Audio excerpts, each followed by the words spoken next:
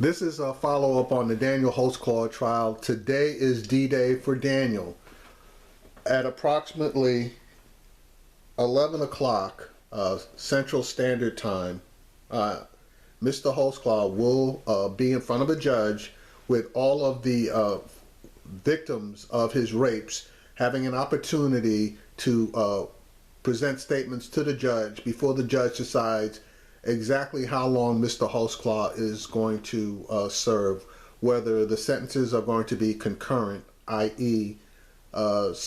being served all at the same time, which would give him, I believe, a maximum of 30 years in jail, or consecutively, which would cause each sentence to be served one at a time, and when that sentence was completed, the next sentence would start, which would give him a total of 263 years. If this judge does not give him the consecutive sentence, give him consecutive sentences in this case, there is no justice. But anyway, Roland's going to basically go into the ins and the outs of this situation, and I believe one of the victims, the last victim actually, is going to give us a little insight as to where she's coming from on this. In a few hours, Daniel Holtzclaw, the former Oklahoma City cop, will be sentenced for raping several black women. Last month, a jury convicted him on 18 different charges, recommending he serve a total of 263 years in prison. That's the video you see when the charges were being read, and he was shaking, crying. Well, guess what? He's going to be shaking and crying today. Join me on the phone in Oklahoma City's attorney Ben Crump, and one of the victims, Janie Liggins, of course, she was the grandmother who was the one who called the cops, and that's actually what really kick-started this whole investigation. Janie, I know you went through a terrible ordeal, being sexually assaulted by this cop, and this surely has to be the day you have been waiting for him to finally get justice. Is Janie there? Is Janie there? Ben, are you there? All right, folks, y'all let me know what's happening with our phones. We'll pull up Janie and Ben. I want to start with you, Scott. One of the things that we had one of the advocates on yesterday, they want, explain to folks the difference between concurrent sentencing and consecutive sentencing. Yeah, the 263 years you put up on the screen would be consecutive sentencing, which is far more harsh, if you will, in the judgment of the court than if you were sentenced to 25 years, and it was if it runs concurrent, then you just get 25 years. If it runs consecutively, you can get up to 263 years, and that really is harsh punishment. This defendant deserves it. And Roland, one thing that I just don't understand, is he crying because he has remorse for the victims and what he did? No. Or is he crying because he's going to jail? He was crying because he thought he was going to get off. He seems so put upon and so offended that he's been found guilty. No. Of these 18 poor black women who say the same thing. When he got called before the judge, he mouthed to the jury, "I can't believe y'all did this to me." No, he didn't. I hope he didn't. Yes, he did. No, he did. Yes, he did. No. He mouthed the jury, "I can't believe y'all did this to me." Yep. Time for you to go on. Right, absolutely. He's in denial. You need therapy. If any of us did this, like not this, but if any of us had this denial, we'd be in therapy right now. This is the same mentality as with the entitlement issue. Entitlement. It's the same issue of white supremacy and white privilege. There it is, right? How can I rape black women and still sit there and wonder, how are you sending me to prison for this? I'm going to be able to get off somehow. And I did not hear a single statement from the Fraternal Order Police. I heard nothing. Not an apology. I heard nothing. They quick to defend, and they quick. And here's the deal. This is a guy, and this was investigated by his fellow cops. Yep. They tracked his behind down with GPS. Yes. They knew all of his movements, and so when he was lying, they were like, "Well, no, the GPS says you were actually on this street." Well, I think the important thing to keep in mind is that if he gets 263 years, he deserves it. That's great. But what happens next? What we have to, and I know you will do this, Roland, and stay vigilant, and that community will as well, to make sure that there are laws put in place to ensure that this does not happen again, so such that if a cop does something so horrible, will not continue to be rehired, will not continue to be placed in the pipeline to continue to cause harm in that same jurisdiction or other cities or other states. Well, that's fine. I just don't understand.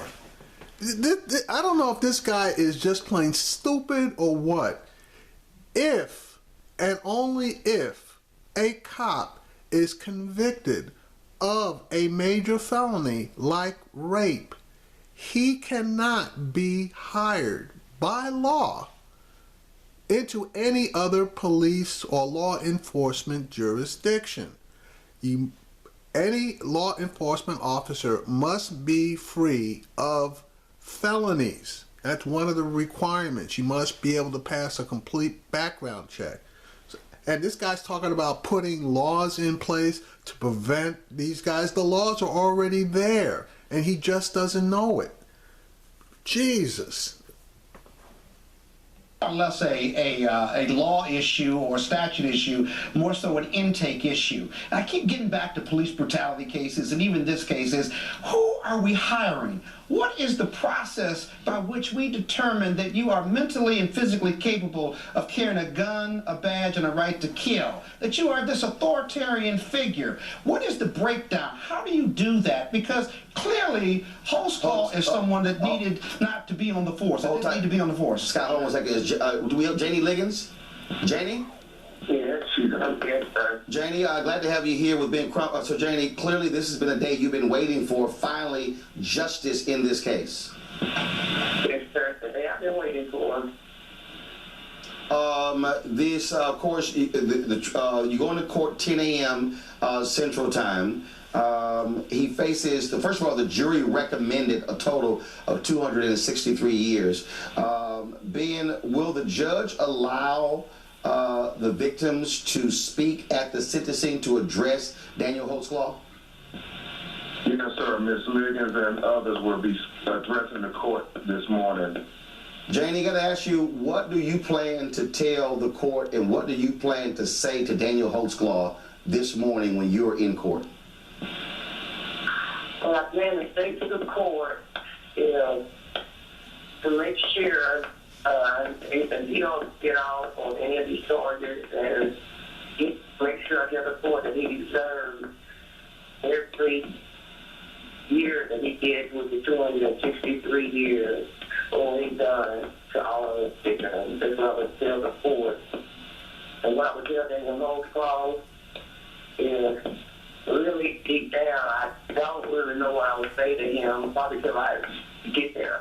So I don't want to lie to you. It's that's what I say to him, because really I have no remorse for him for what he's done. Because really I have no words for him whatsoever. And Roland, I just want to add that he was not convicted of raping all the women. Right. Nor was he convicted in some charges. He would be convicted of oral sodomy, but was not convicted of the sexual intercourse, which makes no sense to. But Ms. Liggins has said all along that he should have been convicted for raping all 13 women, that they are together, and that he should not have been exonerated on raping any of these sisters. Yes, he was. There were 36 total charges, correct? He was only convicted on 18. Yes, sir. And I just want to let your audience know, Roland, because we let you all know stuff first. There was a lady who came forward as early as November 2013. That was almost 10 months before he raped Miss Liggins. So we believe the police should have stopped him way before he ever got to Janie Liggins and others. All right, then. Well, first of all, Janie, again, I know it's going to be difficult for you having to face this former cop, this rapist who sexually assaulted you, but we also thank you for being strong and immediately going to authorities to make sure that he was investigated, eventually arrested, and now convicted, and will be sentenced to prison today there in Oklahoma. We sure appreciate that. Thanks a lot. You're so welcome. Thank you, Roland. All right, folks, coming up. Now, you're not going to believe this, but This prick's attorney basically went into court yesterday, and Daniel Holtzclaw's attorney is Scott Adams. He's requesting a new trial. This prick filed papers with the court arguing that a Facebook post made after the jury verdict hinted at evidence being withheld in the case. So now he's claiming that Holtzclaw was denied a fair trial because the government made deliberate discovery violations and misrepresentations, undermining confidence in the verdict.